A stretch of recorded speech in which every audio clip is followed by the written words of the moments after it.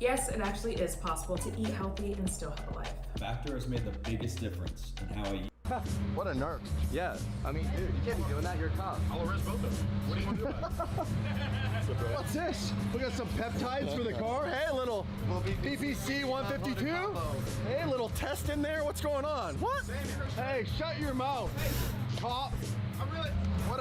This cop's trying to boss me around. Listen. If I had to pick my least favorite person on this rally, I think I am sick and tired of all my multiple. Look at her shirt. Look at her shirt. Hold on.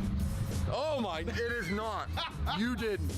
I finally found a way to record my videos 10 times. Without pulling it down, it actually looks funnier like that. Funny. It's so funny. Because your face is like scrunched up. Like editor, stretch my face. You're like this. Yeah, there you go. That is legit. Good for you guys. Good for you. At least this is the long stuff. Like the long stringy stuff. The short, dude, ends up in your airbag. Twice already he's gotten me, and the first time it was the little gold flakes. Oh yeah, look at that. Damn. Crazy is you just take that now and throw it in someone's car. Oh, 100%. Right? I think you're next. You might be next. I don't know. Bro, you might be next. Maybe no one's heard what happens because Dave's not here, but usually Dave warned people. Listen, you can prank me, but understand it doesn't go any harder. Once you get me, it's game over. Oh, is it so? Just I don't know. be forewarned. I don't know. Right? Like all of a sudden it's like gas on car, light it on fire. Oh, funny, right? Got you.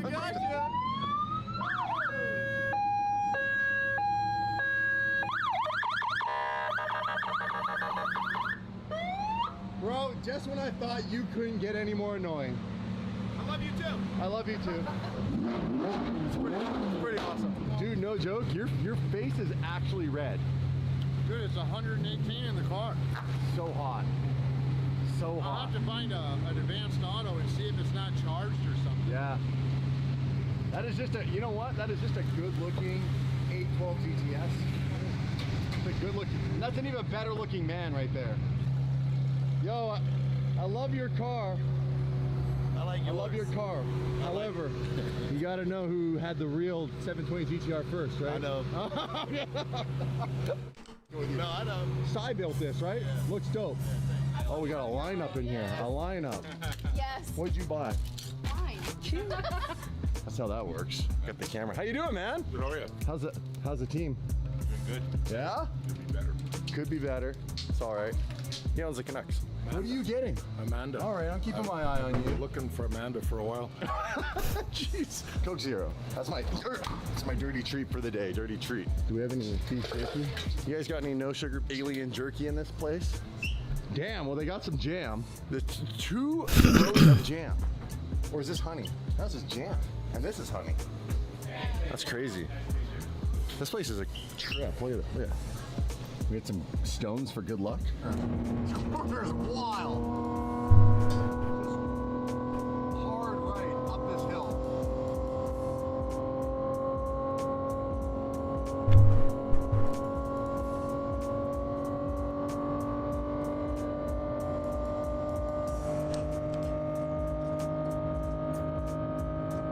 Welcome to Pahrump.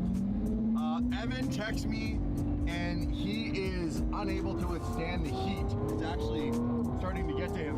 He's gonna try to find an AutoZone or something, some sort of automotive store. He thinks that maybe he needs to recharge his AC. I don't think it just works like that. I think honestly, there's a leak or something blew in the line, so even if he recharges it, I don't think it's gonna last very long. It's very odd. Or it's honestly just too hot and it's overwhelming the system. That happens in older cars.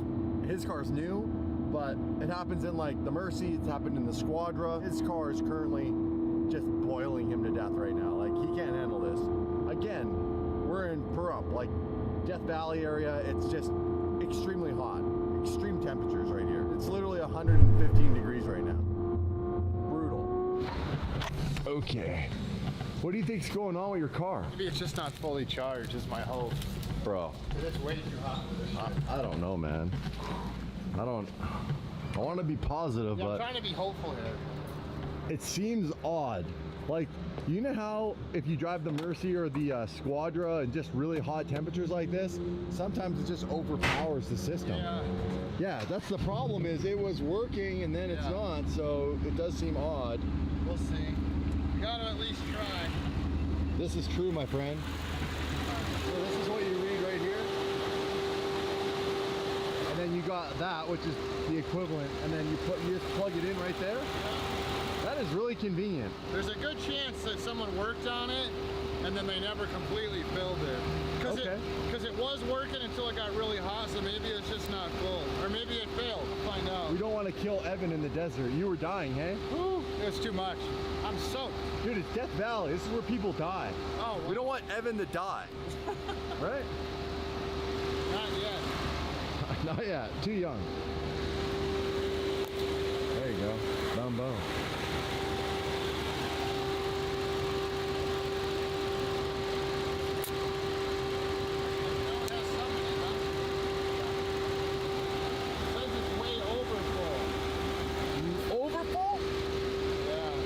That's not good. I can see you thinking. This is on the wrong one. Is it? No, it won't even fit on it. No, that's the one then, right? Yeah. So that's not it. Damn. Uh-oh. Could be in serious trouble out here. What's it doing? You should only need like 50 PSI and something like that.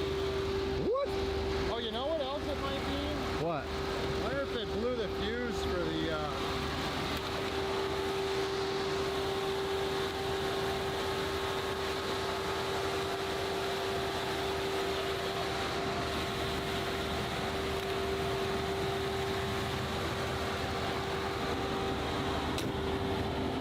What are we gonna do? You're just gonna try to run it? We're almost at Spring Mountain. yeah. Let's go park it in the shade and see if it helps cool off. Man, he's just sweating his bag off in there. I feel bad for Evan, man. Like, it's seriously hot. I gotta turn my AC back up here. Whew. It is killer. Oh, yeah, that's better. Oh, damn. Uh-oh. Uh-oh. Tourist town. Tourist town. We gotta make sure we do 35. It's a 35 zone. Keep it super chill, you guys. Police escort. Let's go. Shutting the strip down. Welcome to Las Vegas, ladies and gentlemen. Let's go.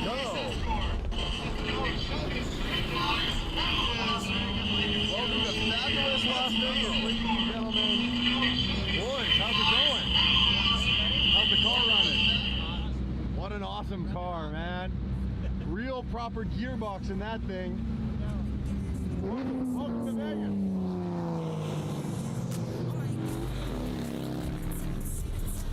Welcome to Vegas. How you guys doing? Great. How was your drive? His air conditioning went out. I know, right? Bro, it's hot out here.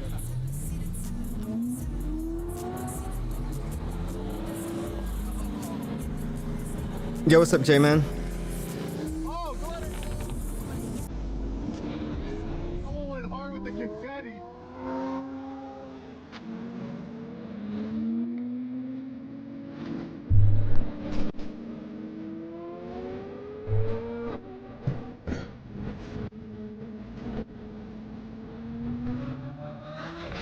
Straight up shut down the strip. Everybody walking. Good to be back in Vegas. That thing sounds sick. What up? How was your drive? Hey! And all the people.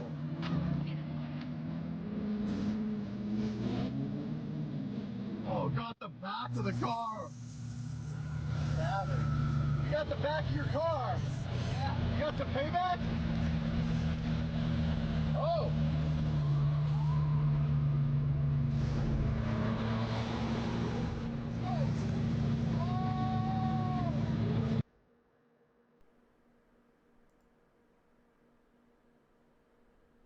Bro, I'll be pissed, bro.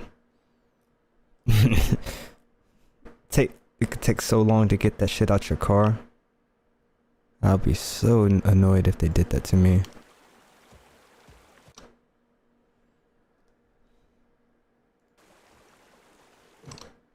beat on real quick.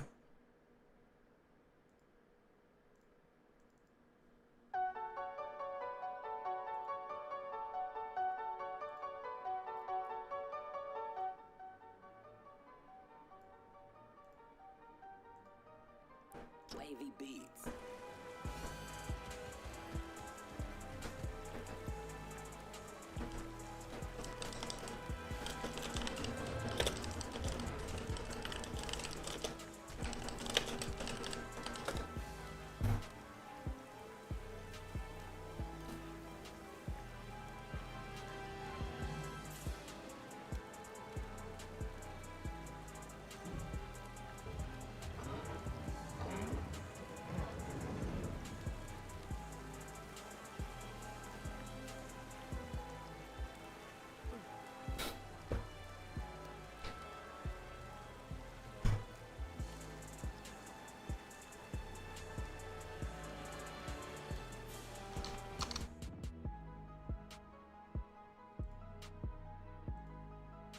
Looked like simple rural sheds, but inside they held reinforced structures, hidden launch platforms, battery charging stations, and remote-controlled roof mechanisms. The design allowed for drones to be launched either vertically or at an angle, depending on their type, while built-in signal shielding helped them avoid early detection by Russian surveillance. Once these mobile silos were ready, Ukrainian intelligence operatives, possibly with help from local sympathizers, moved them deep into Russian territory. The trucks were quietly driven to pre-selected sites near key airbases, parked in places like forests, farms, or industrial areas where they blended into the landscape. They remained dormant for days or even weeks, with drones preloaded, charged, and waiting for the command to strike. When the time came, encrypted activation signals were sent remotely. The roofs of the containers slid open and the drones lifted off, some vertically, others using ramps or compressed air launch systems for a silent start. Because the launch sites were positioned just a few kilometers around 2 miles from their targets, the drones were able to reach their objective. Guys, this is modern warfare now, man. Fucking drones everywhere, man. Isn't it wild to see how warfare has changed so significantly? It went from like trench warfare in World War I to airfare in World War II. Now, it's literally just drones. Absolutely nuts. And if you guys are wondering, I'm eating some dried mangoes here and some Quest protein chips, as you guys know. Quickly, leaving little time for Russian defenses to react. Operators guided them in real time using live video feeds, steering the drones with precision toward parked aircraft, fuel depots, and radar installations.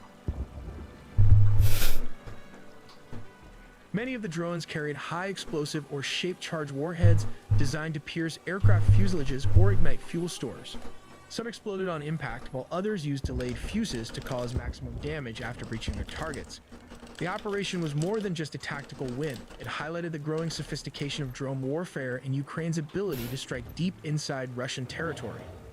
In total, 117 drones were launched in a highly coordinated attack that hit at least 5 major airbases. Among the targets were strategic bombers, including aircraft Russia no longer manufactures, making their loss even more significant. These are the area where Ukraine struck 34% of Russia's strategic bomber fleet. Ukraine targeted strategic nuclear bombers at the Belaya Air Base in Siberia. Other key military installations also came under attack, including the Ivanovo Air Base northeast of Moscow and the Dyagilevo Air Base south of the capital. A massive explosion rocked the Arctic city of Severomorsk, home to Russia's largest fleet of nuclear submarines. Ukraine also struck the Olenya Guba naval base in the Murmansk region.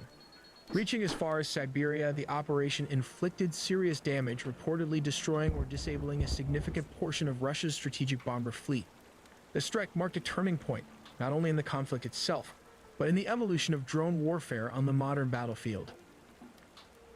Among the high-priority targets were the Tu-95 and Tu-22 strategic bombers, aircraft frequently used by Russia to launch cruise missile attacks deep into Ukrainian territory. The A-50 airborne early warning and control aircraft, vital for coordinating Russian air operations and detecting incoming threats, were also targeted. According to Ukrainian sources, the impact of the strike was substantial. More than 40 aircraft were reportedly hit. While some were completely destroyed in the explosions, others suffered significant damage, rendering them inoperable for extended periods. There are reports suggesting that Ukraine may have been using fiber optic control systems, which are immune to electronic warfare jamming. At the front of the drone is a camera with an RPG warhead positioned just below it. The warhead is flanked by 2 batteries located here and 4 propellers. However, the drone has a downside. The added weight with the fiber optic reduces its flight time to just 15 to 20 minutes, and its range is limited to only 1 mile or less. This, when compared to a standard drone without fiber optic, it travels more than 5 miles, which translates to around 10 kilometers. To understand how Ukraine launched these FPV drones, let's take a look at how they are made. First, we have the carbon fiber frame, which provides a lightweight yet strong structure. The frame is designed to withstand the stresses of high-speed flight and collisions. Next, you'll notice the 4 propellers, each connected to its corresponding motor. These propellers are strategically designed with opposite angles to ensure smooth and balanced flight. This counter rotation helps the drone maintain stability and agility during flight. All of this advanced technology requires a central processor, or what can be considered the brain of the drone. This role is played by the thin motherboard placed here. As you can see, these are not covered, which helps in reducing weight. It manages all the flight operations, processes data from sensors, and translates commands from the remote control into action. Moving to the back of the drone, we find the cables that connect the motherboard to the power supply, which is provided by the battery. The battery is one of the heaviest components of the drone due to its energy density. Depending on its size and capacity, the battery can power the drone for anywhere between 20 to 30 minutes. Next, let's move to the propellers and motors also need power and precise instructions to function correctly. They are connected through a series of cables located here. Both supply power and transmit control signals from the flight controller. These cables are exposed to minimize weight, ensuring the drone remains as light and efficient as possible. At the front of the drone, you'll find a camera that is connected to both the motherboard and the radio receiver, allowing it to transmit live video footage back to the pilot. This SEV enables the pilot to see exactly where the drone is flying in real time, providing crucial visual information for navigation and target acquisition. However, modern warfare has introduced new challenges. For instance, Russian forces are increasingly utilizing electronic warfare systems. These systems work by jamming the radio signals between the drone and its pilot, effectively disrupting communication and control. When this happens, the pilot loses the ability to see and control the drone, which can lead to mission failure. To counter these tactics, the Ukrainians have developed an effective solution, deploying an additional drone to act as a signal enhancer. This secondary drone strengthens the connection between the primary drone and the pilot, ensuring a stable link even in the presence of electronic interference. By boosting the signal, this method helps to neutralize the impact of the enemy's electronic warfare units. With this enhanced connection, the pilot regains control and can continue to maneuver the drone toward its designated target, maintaining operational effectiveness despite the enemy's attempts to jam communications. Finally, we have the warhead located here at the bottom. This particular weapon is an RPG, or in full-form rocket-propelled grenade. If we take a closer look inside, we can find the piezoelectric trigger. This trigger mechanism is housed within the RPG warhead and features an air-filled cavity with a conical liner. However, this trigger might not function as intended if the drone is moving too slowly or if it strikes a solid mass, like a tank not in full force. In such cases, the piezoelectric trigger may fail to activate. To address this, an additional trigger mechanism has been installed at the front of the warhead to ensure it detonates on impact either manually by the operator. Let's examine this warhead more closely. At the front, you'll find the piezoelectric trigger. The piezoelectric trigger is a device that generates a voltage when subjected to deformation, exploiting the piezoelectric effect. Its purpose is to measure changes in pressure, acceleration, temperature, strain, or force by converting these changes into an electrical charge. Just behind it, there is an air-filled cavity and a conical liner. This explosive is intentionally inverted, and this configuration is designed to create a high-velocity jet of heat. This jet is meant to penetrate lightly armored vehicles, or in some cases can even damage a main battle tank. Once the booster propels the rocket out of the tube, the fins on the rocket open up to stabilize its flight path for its intended target. Remember the warhead or grenade we talked about earlier? This is how it works. It first hits the piezoelectric trigger, which activates the detonator. The warhead, along with this conical liner, converges to create a jet of steel and heat ready to penetrate a steel armor plate or vehicle.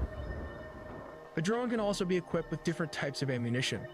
One option is the shotgun effect, where the blast scatters shrapnel over a wide area, increasing the chances of hitting enemy soldiers.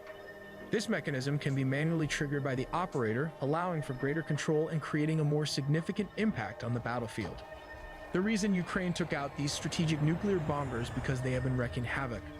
Let's take a look at how they might work. The three planes can work together as nuclear and attack aircraft.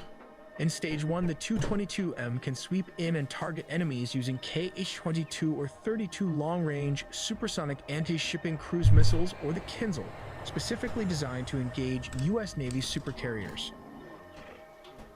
Meanwhile, the Tupolev Tu-95 can be positioned as a command and control center, while also striking less defended infrastructures like the usual communication towers. This slows down the enemy response in the battlefield. Finally, the Tu-160 Blackjack, also known as the White Swan, would launch cruise missiles once in range. These missiles would travel low and slow under enemy radar to reach their targets.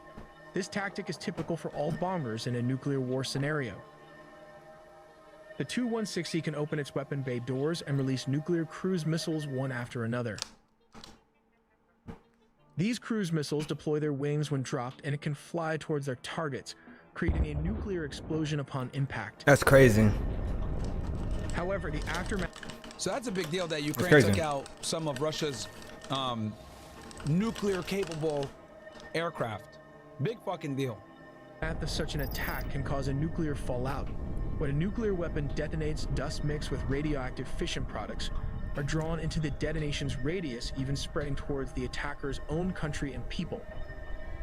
This nuclear dust can spread all through Europe, Russia, China, and even the rest of Asia if this happens to explode mid-air. This creates a situation where nobody wins, as it affects a lot of people, including those who initiated the attack. Do check out our original animated video on anti-aircraft gun like the M2 Browning, how to fire at an enemy aircraft, and the Zu-23 and how to operate them. So stay subscribed to not miss a beat. All right, let's see here. President Trump. 4 days ago. Okay, let's see here. So it seems like there might be a new ceasefire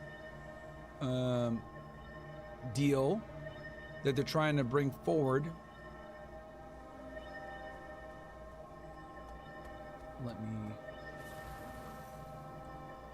Meanwhile, the U.S. government is awaiting a response from Hamas to a U.S. ceasefire plan in Israel, which the Israeli government has already accepted. Fox's Alex Hogan has the story. A proposal on the table to pause the war in Gaza. We're very close to an agreement on Gaza, and we'll let you know about it during the day or maybe tomorrow, and we have a chance of that. Today, Hamas says it's reviewing the plan, one it argues would create a continuation of violence. Sully says, hey bro, do you think or know about the meeting with the CEO of BlackRock and Mexico's president that happened last year? Didn't hear about it.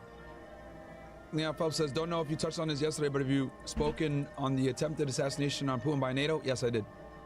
A couple days ago, last week, I think. Rather than a period of de-escalation, the White House announced Thursday Israel had accepted the terms laid out by U.S. envoy Steve Witkoff. The current proposal would include a 60-day ceasefire and release 10 living hostages, as well as the remains of 18 dead hostages. Israel would release more than 1,200 Palestinian detainees and prisoners. 1,200, bro. Wow. Along with the bodies of 180 Palestinians. 58 hostages remain in Gaza. 23 are believed to still be alive. Families in Israel gathered in Tel Aviv this week to mark 600 days of war. Yep, they're pissed off at Netanyahu. He's not doing enough to get them back, and he could have got them back on October 10th. I talked about this. Until a deal is reached, the war drags on. Today, Palestinians ran for cover after this Israeli strike in Gaza City. The Gaza Humanitarian Foundation, a private nonprofit, says it delivered more than 2 million meals in the last several days. The Red Cross argues aid shipments are insufficient, calling the humanitarian situation beyond catastrophic. And European leaders are voicing stronger criticism. Today, French President Emmanuel Macron warned France will toughen its stance on Israel if a better solution is not found quickly. Demand respect for human rights, which is not what has been happening today. Yeah, they don't give a fuck, bro. And apply sanctions. And Germany's foreign minister warned the country will decide whether or not to approve future weapons shipments to Israel based on the humanitarian situation in Gaza. In London, Alex Hogan, Fox News. All right, hold on one A sec. lot to discuss here, including a potential ceasefire deal. All right, hold on one sec, chat. Meanwhile, the U.S. government... One of my guys is saying that Suleiman's running a space on another drone attack. Let's see here what happened. And apparently there was another deal that's been rejected. I see here Kyle Kulinski says that, let's see, Israel rejects Hamas offer. I don't know how true. Okay, let's go ahead real quick to... let me see. Let me go to Suleiman real fast. What they're doing in this space. Alright, let's see. Show more.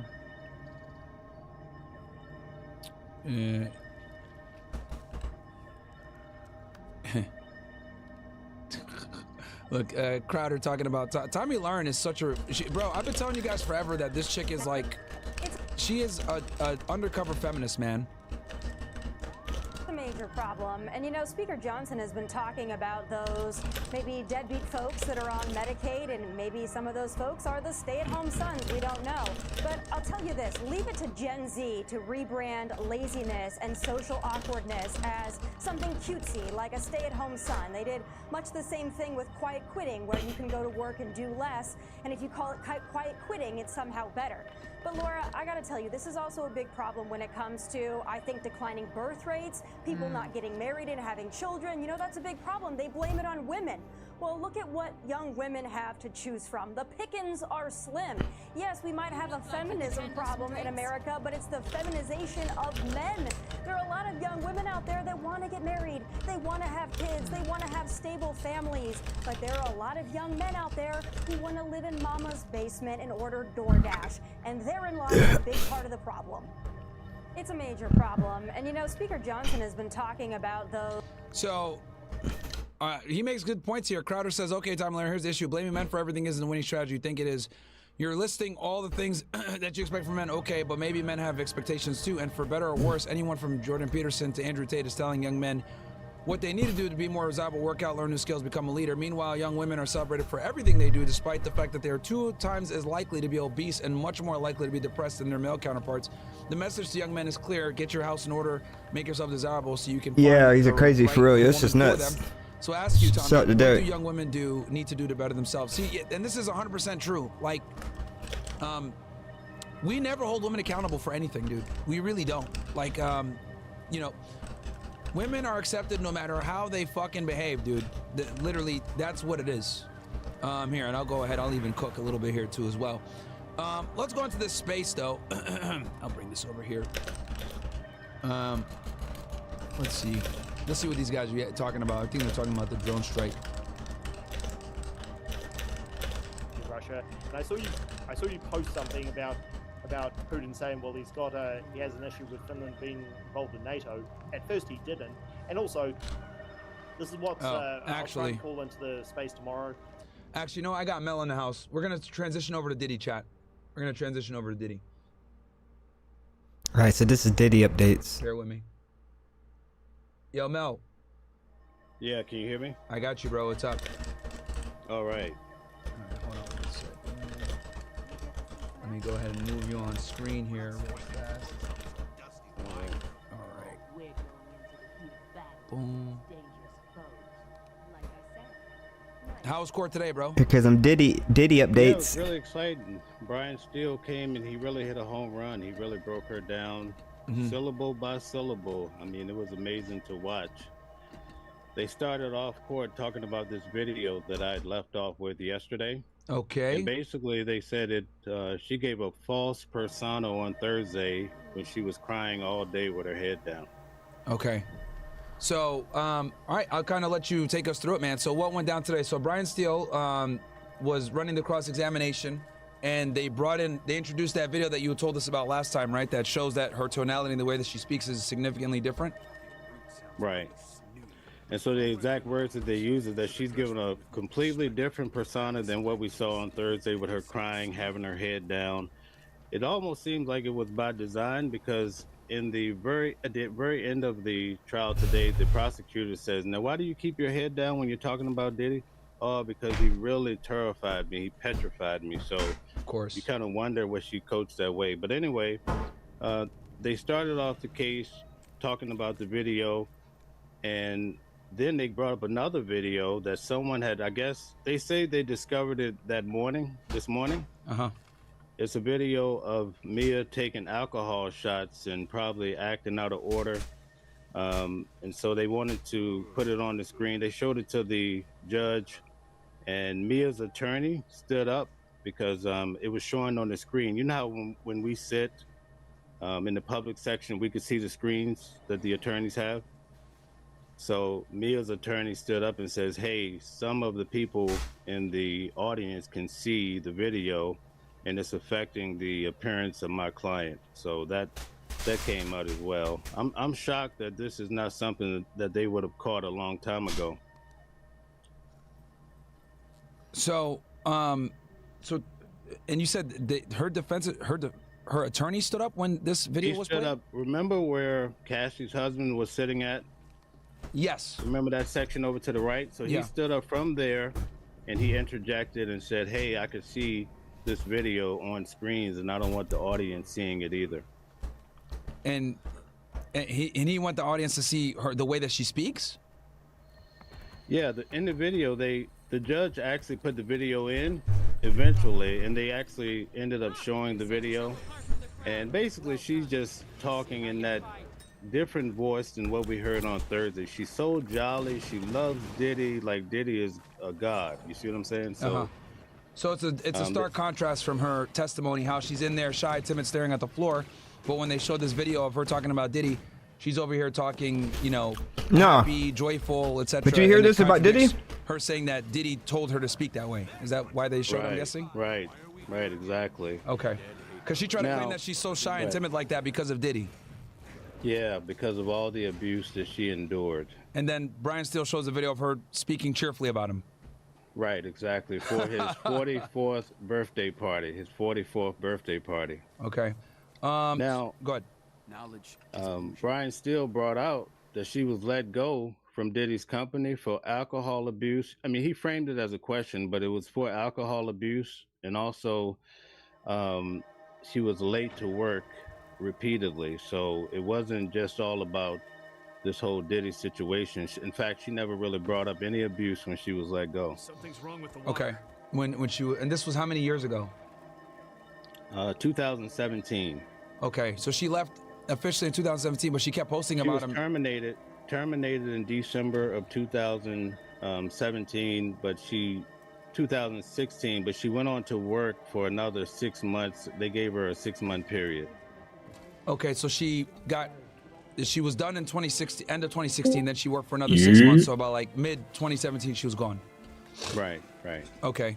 All right, so what else happened with cross-examination? So the judge, he really had what I would call an attitude toward the defense today. He, off the top, he says, "I don't want 30 more Instagram posts." Shit, chilling, taking a little break before I get back to work to knock out a few more things for the night. Because it has so many. Nigga, major news though, nigga. Her personal Instagram post. I'm streaming on YouTube, by the way, but yeah, go ahead. Yeah, so I fucking signed for my house today. Was trying to set her up for impeachment. Oh damn, where you moving? So this is how he was going to build his Hampton, argument. right, like 20 minutes down the road. Believe the judge says, "I don't see where these Brandon making major moves, man." Really affect the case. Hey, look, bro. Hey, I'm happy about this one. Maybe I shouldn't say that part. But I'll text you the link to the floor plan. Bro, that's crazy. That fast since we last spoke. This picture under cross-examination. Look, here's the craziest part, bro. Like, literally, I was just going by there to like check out a few of the floor plans. Still, it's like, why you didn't tell the family that this guy literally went by everywhere except for the place that was top on the favorite floor plan from the website. That's what these posts. Because I looked and I was like, man, yeah. These are doing even less for me than I thought they would. Then I stepped in that motherfucker and I said, boy, this is looking a little bit off. This is the one right here. Bruh, I went through the same experience. It's just like online dating. It is. It depends on how they present it. The house that I got right now, I didn't like it online. It looked pretty raggedy online. They didn't take good pictures. But like you said, when I walked in, I was like, oh my God, this house is fucking nice. And the garage was huge, right? It was the ones online that looked nice with the nice pictures. Those are the ones I didn't like. Yeah, so I mean, like, so this one, it was my favorite online. But congratulations to you, dude. That's crazy. Good. Appreciate it. So I was like, this is probably the only one, and it was weird because did the judge like feel like it was beating a dead horse at that point because he four smallest properties were all the same price, but they range from like 2,500 square feet to like what I got, the one I got, which is like 3,011 square feet. It was because then Brian still came back and says, "Listen, the reason why I want to show these, 30." I mean, I went down there Saturday to just check it out. Dude's like, "Yeah, we get your contract, blah blah blah." Like. So there's only there because it's a new build, and there are only two of the houses that I want that were when I showed up there. There are only two on the market, and like the next ones won't be done till like August. Okay. Okay. Did he at least show that? Like I go down there as we walk out the house, I'm like, yeah, I like this motherfucker. Like as he's opening the door up, another agent's coming in. He's like, yeah. He's like, oh, what's going on, man? He's like, yeah, I'm just showing him the house. He's like, well, you got to show him another house because so and so just signed for close for this one. What's up, Sarmiento? Yeah, that's crazy. Yeah, so they said that. I felt like I was like, man, I think they trying to like finesse me into signing for some shit real quick, because like, what are the odds that I'm walking down the steps out the door and the guy comes in talking about something? Yeah, we just sold this one. That's crazy. So I'm like, I don't know about this one. So I hit up my like I was talking to my realtor because she was out of town. And she knew, so up to long, short of the long, she ended up knowing that the agent that she works with that community. And the reason why this is important is because Mia, he was the one who had walked in. So I told her, I was like, man, it's like it was crazy because like as soon as I'm walking out, I was like, and like as I'm like expressing how much I like it, he comes talking about some, yeah, we just sold this one, we only got this one right here left. This is the last one. I'm like, man, I was like, that shit seemed I was like, I'm not saying it is, but the timing of it's kind of fucking, And then so she ended up hitting that, and so turns out she was actually talking to that dude prior to him walking in there, telling him that she had a client that was out there with the guy I was with. Unbeknownst to him, I was about to walk out that door as he was talking about some, yeah, I just got done selling a unit. It does a lot of damage, in fact, Okay, bro, it's nice, man. All right, so basically, I was like, fuck. So it was like, so basically, the agent that was there, he was like, well, since your realtor's out of town, I should be able to swing my manager to be like, let you have until like, he's like, I'm gonna try to go for Wednesday for you to actually sign anything, for we can keep it locked. And then their manager was like, nah, I don't got 48 hours. We're gonna do this shit Monday. So the redirect, because I'm assuming the government comes back. And I'm talking about like all day. I've been like, I don't know, man. Like, this guy's your abuser, but you're I'm not, because I had a vision in my head of how I was gonna move out and get a house. Yeah, it's just nice, bro. Those points, the reason why. And then see, my issue was like, under the jurisdiction of Diddy and his so. I got a great interest rate. They're paying all the closing costs. All I'm putting down, all I'm having to cough up is the fucking earnest money. Most of the audience, maybe even the jury, we didn't kind of believe her. Moving to a brand new spanking house, dude. That's some good shit, man. It is. That bitch gonna be barren as a motherfucker for a minute. I'm gonna have a kitchen, living room, and my room set up, and I'll have a bed frame for one room, but shit, the mattress that's low on the list because look, just take your time. Look on. Yeah, and I mean honestly, I'm probably gonna wait till as late as possible to actually move in that motherfucker anyway, because I don't necessarily have to move out from where I'm at anyway. It was one of those things.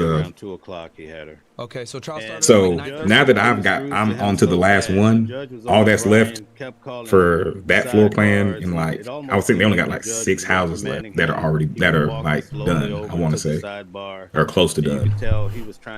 So all they got left are like like houses that they're still pouring the slabs out for. See what was being said. But the thing about those houses is they're already like, yeah, the price is going to be like 15 to 20,000 higher than everything is, because of the way Mia and the interest, and they're not going to get the same interest rate.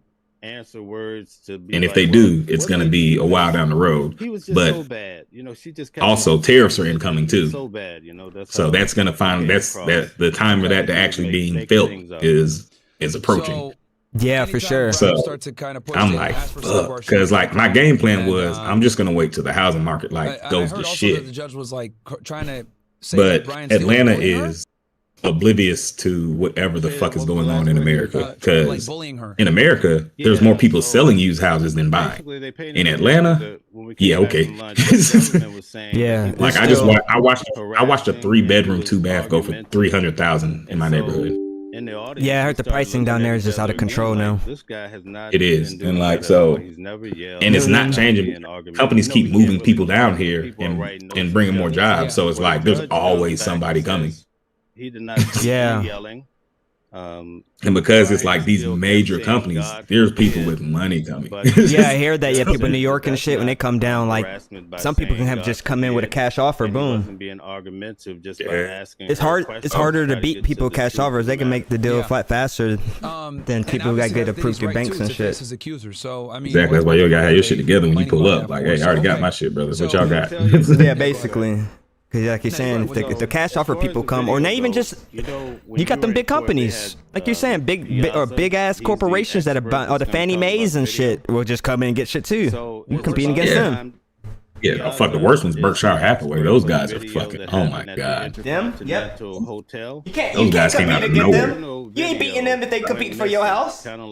Bro, they own like, what, they got like over 50% of all the fucking U.S. Treasury bonds? Like, get the fuck out of here. The security worker who is currently a police officer, Flores, right? Yeah, he saved Flores. I'm like, he took a picture of the like, I like that, like Berkshire Hathaway. Like, I like the fucking, like the finesse and all the fucking financial savviness. I fucking dislike the fuck what they're doing to fucking housing prices. Yeah. Bro, let me tell you something. I guarantee you when that house was built, that bitch might have hit 100,000. Might in the 90s when they built it. And that bitch just went for fucking 3. Because I was like, oh, that'd be the perfect, because I was thinking to myself, I was like, oh, that'd be the perfect little come up house right there. When I saw that price, I said, boy, you smoking major dick if you think I'm dropping. Like, first off, I've been in that motherfucking house. Ain't no fucking piece of that house worth 300,000. God damn, no. Crazy.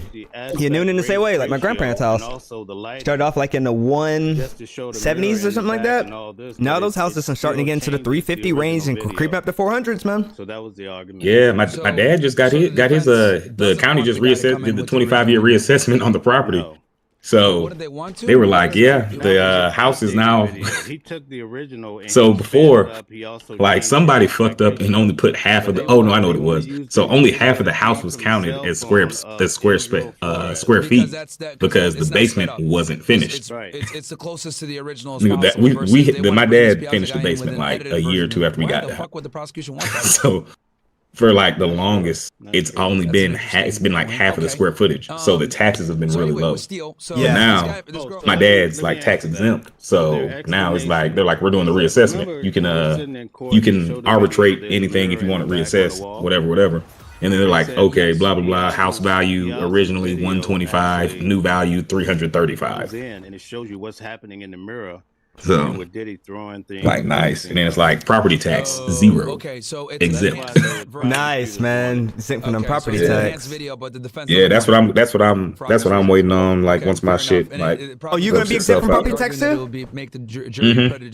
Bro, that's major, man. Right. Okay. Oh, only in Georgia? We come back from lunch. Yeah, it's a Georgia thing. I don't know with Alabama and other places. I'd imagine Georgia's not the only place with a tax credit with the homestead tax for fully disabled vets. Not sure where he. Bro, that's major, man. Role was he just came what? In, Let me tell you something. I think it was David James that came in the same way. So like as it stands right now, I'm like, because I don't have it yet. Like my shit's like $700 higher than it's gonna be. But once it goes through, it's like $700 off my monthly payment. Yeah. Okay, what's his And that what's his shit's relevance? This major, guy. bro. Wait, So wait, and then I also the property tax should be once a year, right? Though, right? You said monthly? Yeah, what? You said monthly. You meant yearly? But she worked at the hotel. Well, so it's going to be part of the She escrow. does the reservation. So she broke down. So the after payment, Mia what the left payment I'm scene, making she is came going to on. encompass that. She broke down. Her name was Sylvia Oken. She's worked So you at the saying Beverly Hills you would be Motel you have a for 17 $700 years. monthly expense that's And now she's not the going to be area $700? director of sales and marketing. Yeah. So what it is, so for the hotel. tax is So she added wanted to to the break escrow down for what's being that paid. So when I basically pay my they mortgage, had I'm just paying the various escrow and aliases over paying it the off like that. years. It was So one name. once I get the credit, they're gonna the VA is gonna send me a Now, check that for was what his I've spent current name, on taxes. but she said the way the And they're system also works going is to that when you remove that currently tax from print what it, I'm it'll spending. So only then print so the the entire balance I have to pay video. my You can go escrow in is gonna there. go down I because it's think gonna be she like said for fucking like I want to say like 10 $15,000, years or something. $17,000 It'll only print the current like name. total off But of she like said what it he would have been used over the life of various the aliases mortgage. like Gotcha. Frank Black. Yep. You're happy though You know, with everything? what have you? The same I name mean, that they used previously. I am genuinely happy. I'm just not, you know how like you have like a vision and like an idea how you want things to go and like how you're gonna just like do it the way you want to. That's their main sex worker. Yeah. So my disappointment stems from not doing it the way 100% the way I wanted to. I am over the moon though, and happy that I've got I've gotten the opportunity and that I've been God is working in my life. And Hell like, yeah, making bro. With steel, You got a you got a brand new house and a nice fucking new car. Come on, man.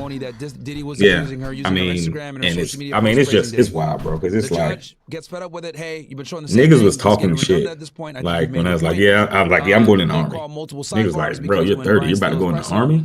Like, yeah. I was like, shit. I was like, is that to go back to school? It's like these niggas. I was like, I'm not getting the value that I know I have, and I'm working on the market, and I'm not about to take any of this bullshit.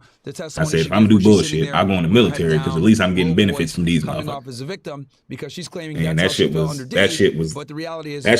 the that was probably the longest 2-year stretch for a while. Like it was that was like borderline, like talking to people who were in jail, borderline like halfway house being in jail type shit. Did anything else happen after that? For where I was stuck for 2 years. So let me tell you what happened. Yeah, bro. Last week, to keep it simple, try to keep it simple. Last You week, to get out, get the job I got, making what I make, and be able to even like do all that I've been doing over the last 2 years, because I just had my 1 year anniversry last month with Visa, like 2 weeks ago.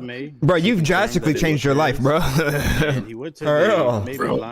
Bro, like it's bro, like appreciate it, bro. It's like it's really like it's so unbelievable in my mind. I was like, there's no way it's not like it's beyond me. Like I'm just fucking.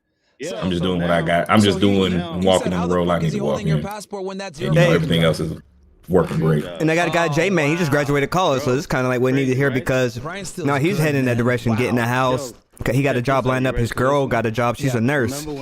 So now they're trying to build themselves up. Yeah, bro, I'm telling you, that shit's major, man. That shit is major. On her resume, she said that they both graduated from JSU just now. 24/7. Sheesh, nice.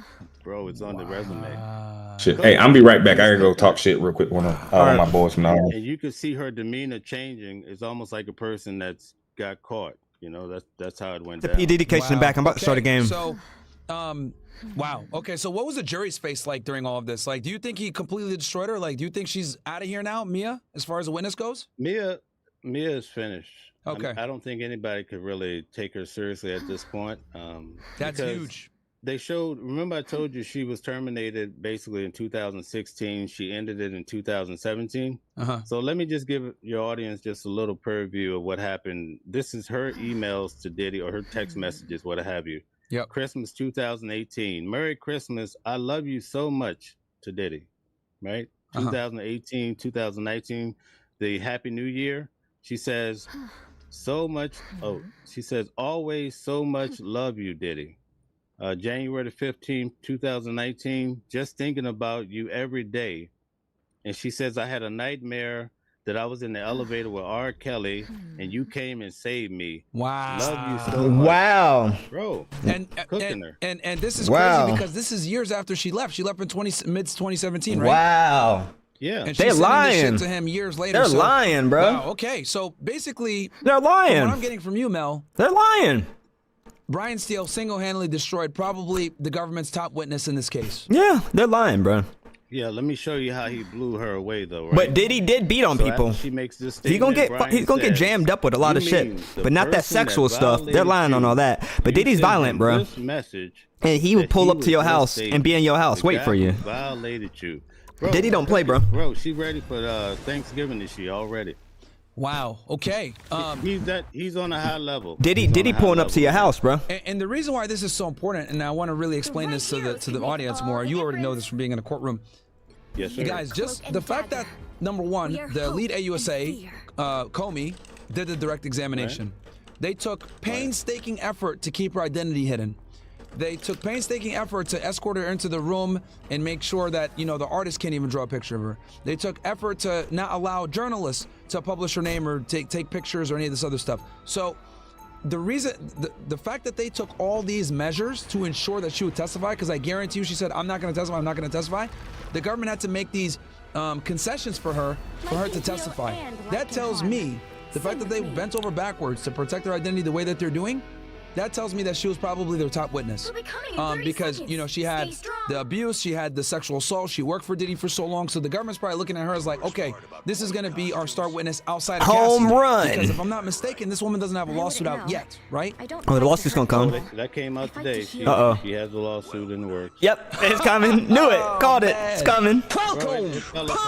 It's coming, man. Money grabs, man. He insinuated, he painted that picture, so. Okay, so. Lawsuit coming. Because not only did she deal with all the abuse and stuff like that, but she wasn't like a girlfriend like Cassie was. So they needed her to show that he abuses his employees, right? He abuses his girlfriend Cassie, and then they need her to show that he abuses employees. He beat on people? So the fact that Brian Steele was able to really destroy her credibility is huge, because I think the three main witnesses for the government in this case. He did beat on people, but he did treat a lot of people good too, though. A lot of people love P. Diddy. This woman that's gonna come, the single mom that he met in 2020. That based off of their messages and shit. I think those are the government's top. Seemed like they loved him. And then I put Dawn as the fourth from Danny Kane, and that's what I would. I mean, dude's like a billionaire, bro. Those are the government's like main witnesses. But the fact that Diddy's defense destroyed Dawn, made her look stupid with the skillet incident of getting hit in the head with the frying pan. Diddy's defense made Mia look stupid, right? Just now, like you said. Then we got obviously Cassie, who had some really good testimony in some parts, but in some parts. Yeah, we gotta get the Iron Man out there. Like when she was cheating on Alex. Iron Man in the air. For $10 and $20 million. Her cheating and her promiscuity. So really, you know, they beat up two of his witnesses, and then the third one, Cassie, got like she's in the middle. So this fourth witness, they're gonna need to hit a home run with her, because Mia just got totally shit on. Was he able to impeach her or no? Capricorn Clark was a heavy hitter too, though. Oh yeah. She was one of their stronger witnesses. She made it a movie. She turned it into a movie with the warehouse and all this corporate building and she the big thing with her, I think the reason why they needed her so bad is because she confirmed the Kid Cudi story. Absolutely. She was the only eyewitness. Yeah, she was the only eyewitness. Yeah, we gotta get them out the air, man. We need like a Punisher or something. We need hit scan. They saw the Cadillac there with the license plate, so there's no doubt about it that Diddy was in fact on that day at Kitty's property or close to it at some point. She put him in the house. So then she went on to say, Diddy, just sending you all the love in the world. See, they love Diddy. They're having her say it out loud. And she's saying it so creepily, you know, it's just so crazy. So anyway, Brian Steele basically says, you know, how is it that you could say this about a guy who's abusing you? Is basically abusing you. Yeah. Right? She says, well, he's not. It's because of psychology and this and that. So he asked her, he says, why do you keep referencing psychology? Why don't you use your own? How did I die? Yo, how did I die from Rocket when he was dead? What blew up? What the fuck was that? Lost for words. Yeah, because also, so what Brian Steele was trying to insinuate is that she was prepared by a psychologist to use these buzz terms during her testimony. Oh, I guess him and freaking Penny have something that blows up. My therapist told me this. She never tells you her answer. Gotcha. Yeah, so it basically looked very rehearsed and inauthentic. So, so the jury doesn't believe her. You would say they don't buy it. No, they don't. Okay, they don't. Cool. All right, that's right. That's why you pay him the big bucks, man. He got rid of one of Diddy's top. He got rid of literally one of Diddy's top accusers, and this was the power of having a good defense team, embarrassing her with her own emails and social media posts and stuff like that. Okay, so who went after her? Because you said Brian had her until about 2 p.m. I'm assuming they had time to get one more witness in or not? Yeah, so they were able to bring in the hotel manager that I started to talk about before. Okay, give me 1 sec. Hold on.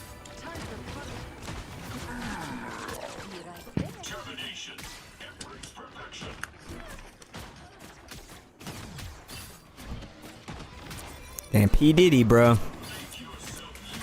Hey, Sal, I'm on live. I'll hit you right back. The P. Diddy case crazy, bro. Take care. I see a sniper. I'm on live. I'll hit you right. I'm on live. I'll hit you right back.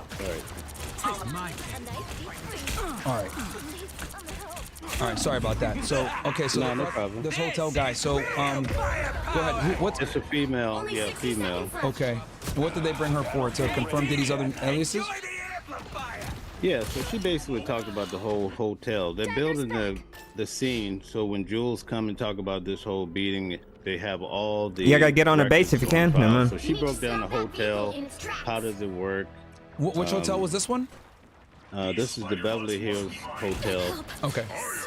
Yeah, Beverly Hills. So, you know, basically they pulled up a lot of charts showing you the reservation notes.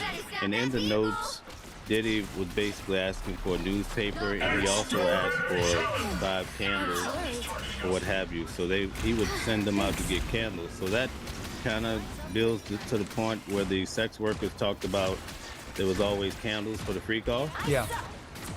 Right. So, but you know what? Go ahead. On cross-examination, though, I thought that the female, I forget her name, but she made a good point. She only had one question, and she says, did you have a Philippines, I believe, from January 22nd, 2012 to January the 24th of 2012? And was there a guest in the room named Dominique Neal? So that paints a picture now that maybe Jules is not just coming for Cassie, there's another person in the room. So I think they leave themselves open to try to wiggle Diddy out of this situation or to create some doubt. That was the only question. Okay, so and I let me explain this real quick to the audience because they might be confused. Why the hell's a hotel? I'm assuming this was a hotel manager, right? Yeah. So 17 years. 17 years there. So chat, what they do a lot of times is they need to authenticate certain pieces of evidence, right? So in this case, they need to demonstrate that Diddy uses different names and aliases when he stays in these hotels to do the freak-offs. So they did this last week or 2 weeks ago when I was there, where they brought in a hotel guy, the manager, I forget what the name of the La Matage or some shit like that in LA. And he did the same exact thing. He comes in, hey, here's our profile for Mr. Combs. These are the different names he uses. This is the credit card that he uses. These are the days that he stayed. This is, and I remember one thing that stood out to me was there was $1,000 hold every single time he stayed at the hotel.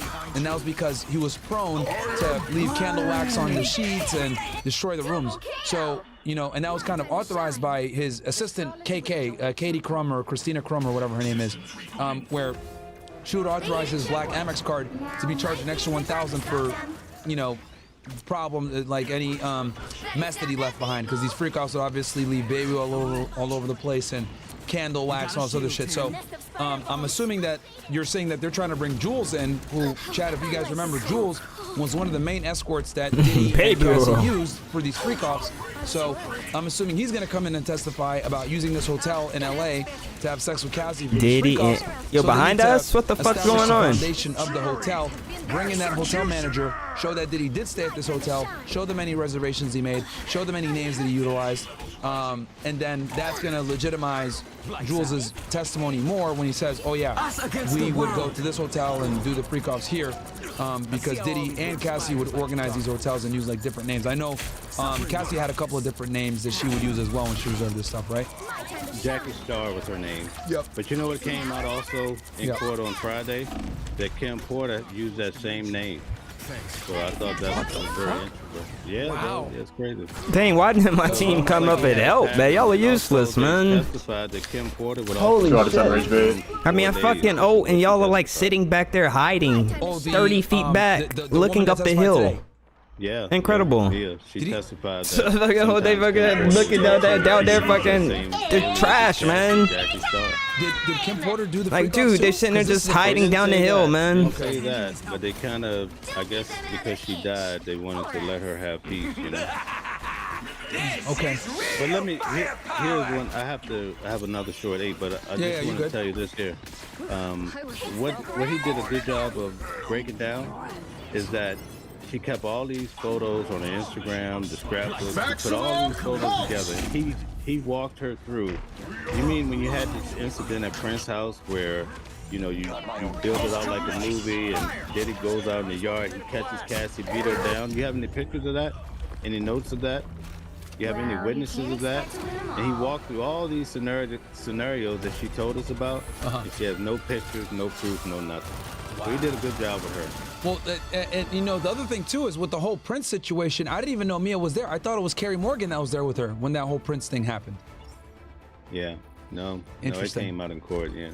Okay. Yeah. Anything else that we missed? So basically, it was Brian Steele on cross-examination all day, Garbage and then DPS, this hotel man. manager. And the hotel manager, 8, 9, 11, typically 11. they don't hit them with much on cross-examination because like they're just there to testify to the documents. So it's like it's all matter of fact. So you said the defense only asked one question, and that was about what did they ask?